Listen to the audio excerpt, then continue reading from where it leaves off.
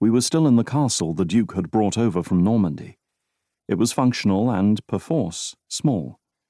The vast body of men camped outside in hovels and, the lucky ones, tents.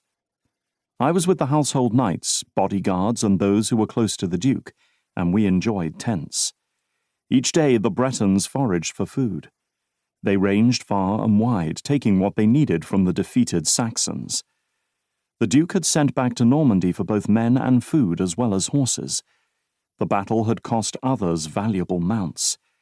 I knew that I was lucky to have not only Louis and Geoffrey, but also the most magnificent of war horses, Parsifal. After 5 days, the Duke decided that he needed to act.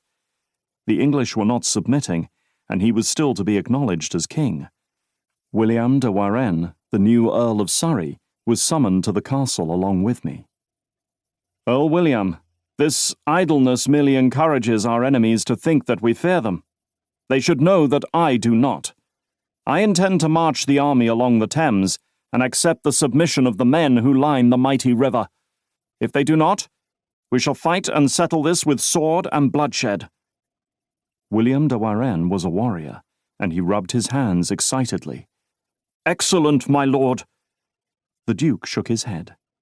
"You will be given the opportunity to lead your men in battle, but first, I want Wintan Cast and Harold's widow to submit. Take young Fitz Malet with you. He speaks English well, and there will be no misunderstandings. I trust you both." The Earl was disappointed, but he was a loyal man, and the two of us bowed our acceptance. "Join me along the Thames when you are done." I was happy, because it meant I would be with my oldest friend, Bruno. We rarely saw Odo these days. He led the Duke's company of archers. I had sent my men back to Normandy, and my horses were cared for by Hugo, the horsemaster. He had 20 men to help him. He liked animals and knew horses. He loved Parsifal, and when I said I was taking him, he nodded his approval. "When you are seen riding the horse, you will be recognized for what you are, a great warrior." He frowned. "Do you go to give battle?" I shook my head. "We head west to Winton Cast. When we return, I will take Louis and Geoffrey, for there will be battles, and these will not be like the one at Senlac Hill, where the fates of the high and mighty are decided, but will be inconsequential skirmishes. Parsifal shall be saved for those battles that will decide the future of this land." We did not have far to travel, and all of us were both well armed and well armoured. We were the best of the Norman army. My grandfather had not been a knight, but he had recognized the need for protection when mounted upon a horse. My hauberk was made of tightly knit mail rings. It was expensive, and it had been Taillefer's. After the butchery it had needed to be repaired, but was now as good as ever.